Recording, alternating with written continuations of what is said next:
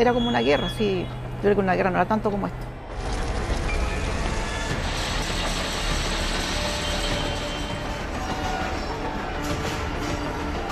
Que no tuvieron piedad con nada, o sea, lo que no pudieron llevar lo rompieron.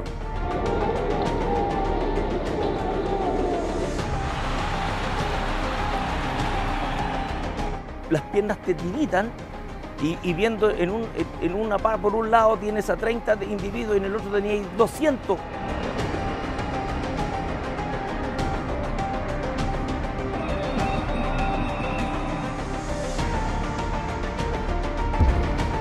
Estamos absolutamente superados, tengo carabineros lesionados para cagar.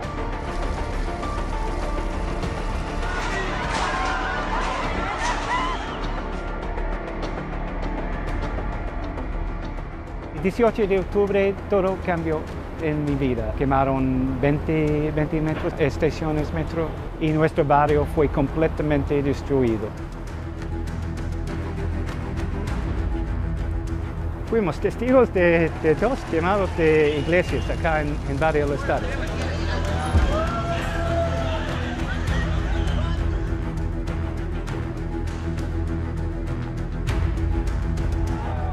El llamado estallido social, el cual comenzó el 18 de octubre del 2019, desencadenó una violencia brutal dejando miles de heridos, muchos de ellos carabineros.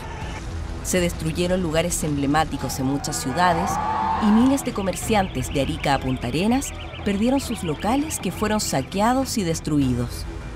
Además, más de 20 estaciones del Metro de Santiago y buses fueron quemados. Como resultado de esta violencia desatada, se perdieron miles de puestos de trabajo y la vida del país cambiaría de la noche a la mañana.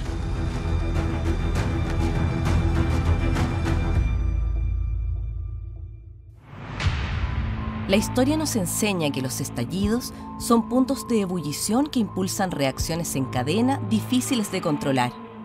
Todos fuimos testigos del vandalismo, la destrucción, los saqueos y de cómo se comenzó a normalizar la violencia irracional, las agresiones y la impunidad.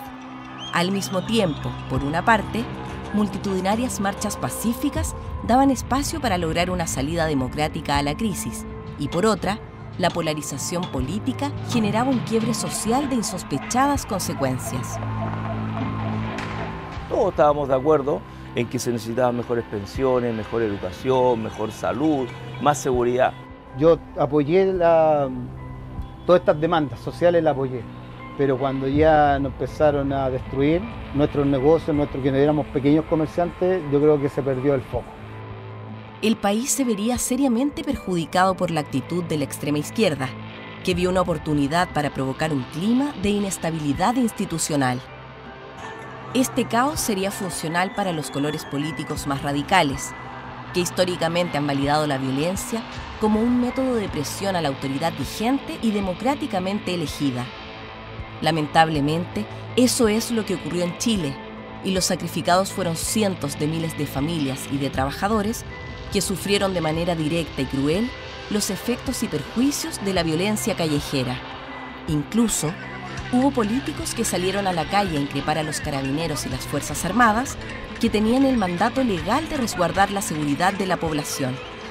Esa actitud solo provocaba alterar más el ánimo cívico y disminuir el respeto ciudadano hacia las fuerzas de orden. La violencia que fue brutal en Santiago se repetía de igual forma de norte a sur. En muchos puntos los ataques eran coordinados, desplegándose una violencia inusitada con fines específicos, como fue la destrucción del metro, iglesias,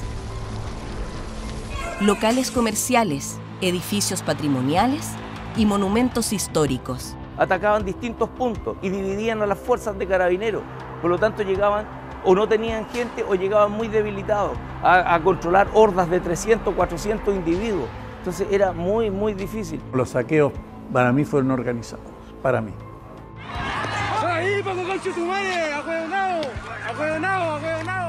Los primeros días de esta violencia sostenida puso una presión enorme sobre las fuerzas de orden y seguridad, que no contaban con la dotación necesaria ni los elementos para controlar a los violentistas y encapuchados. Estamos absolutamente superados. Tengo carabineros lesionados, los vehículos apedreados, bombas muertos, no tengo gas, no puedo disparar escopeta para cagar. Ayer había más de 3.000 delincuentes actuando en forma concertada, organizada y dividida en grupos pequeños, atacando en 20 o 30 puntos simultáneos. Acá vinieron con camionetas, vinieron con máquinas para cortar candados, para levantar cortinas. O sea, no era nada que tenemos rabia, abrimos este local. No, era algo que ya estaba pensado. Cada noche, las marchas terminaban con saqueos, quemas y destrucción. Los llamados manifestantes transformaron sectores céntricos de ciudades en zonas de sacrificio.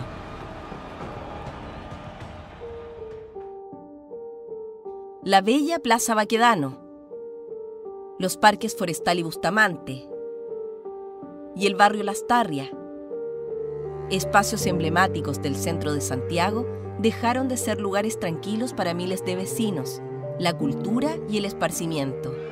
Para ellos, todo esto se transformó en un infierno e impunidad ilimitada, que sumía a sus víctimas en una indefensión total.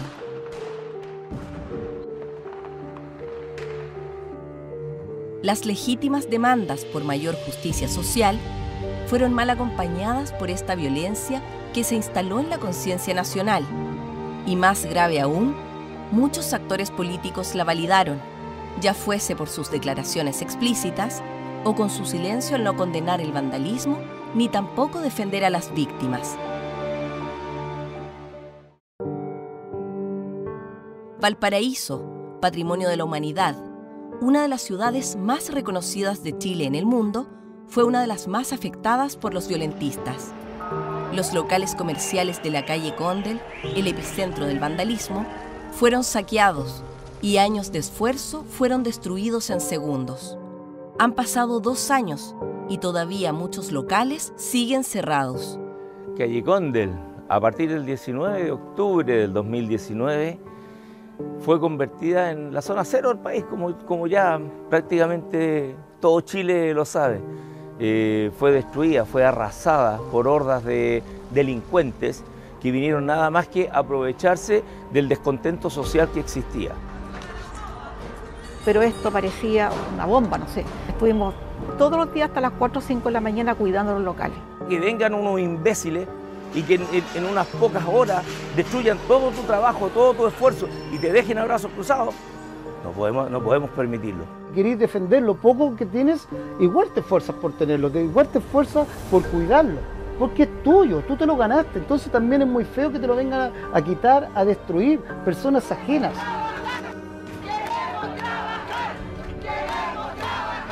Damos trabajo y ayudamos a la economía del país. Nuestro gremio, el comercio, son los que absorben la mayor cantidad de mano de obra del país.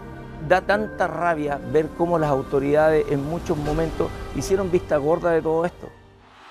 En este clima de violencia y destrucción, los que se sentían más fuertes siguieron un manual al pie de la letra, promoviendo y repitiendo mentiras en diferentes frentes. Había que usar conceptos simples y únicos apuntando a un enemigo.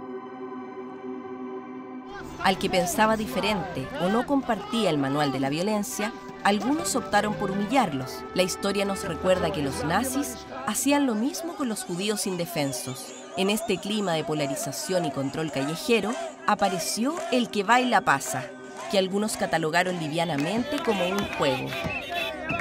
¿El que baila pasa para ti es una manifestación de violencia o no? No, yo creo que no.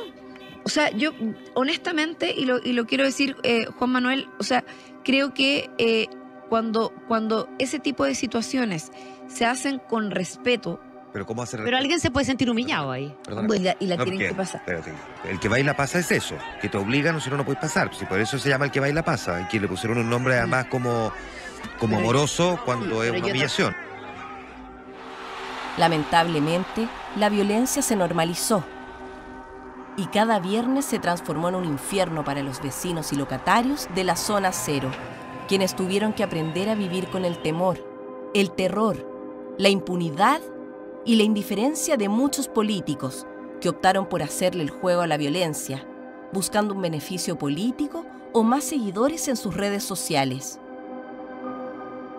Fue la entonces presidenta del Senado y hoy candidata presidencial la que firmó e impulsó un proyecto de ley para otorgar un indulto general y dejar en libertad a quienes sean autores, cómplices o encubridores de delitos ocurridos desde el 7 de octubre de 2019 al 9 de diciembre de 2020, más de un año después del estallido. Nosotros presentamos junto a la senadora Adriana Muñoz, al senador Latorre, entre otros, un proyecto de ley por el indulto. Ese proyecto de ley ya se tramitó en la Comisión de Derechos Humanos, se votó favorablemente con los votos nuestros, fue 3-2. Esta iniciativa es también apoyada con entusiasmo por la candidatura presidencial de Boric del Frente Amplio y del Partido Comunista. Los saqueadores de comercios y los violentistas, quienes han intentado matar a carabineros y carabineras, que quemaron el metro y que han robado y arrasado todo lo que han encontrado a su paso, destruyendo las fuentes laborales de miles de personas, quedarían increíblemente libres de toda responsabilidad penal por sus delitos. El asunto del indulto, o sea, es una burla para nosotros, para todo lo que nos tocó vivir. ¿Cuántos locales fueron saqueados, quemados? ¿Cuántos locales quebraron? ¿Cuántas familias quedaron sin trabajo? Todos los sueños, el esfuerzo que nosotros ponemos en esto que a nosotros nos apasiona, quedó hecho ceniza. El que es delincuente tiene que estar preso. Al menos me enseñaron eso. De chico, este es el camino y acá hay otro. Tú eliges.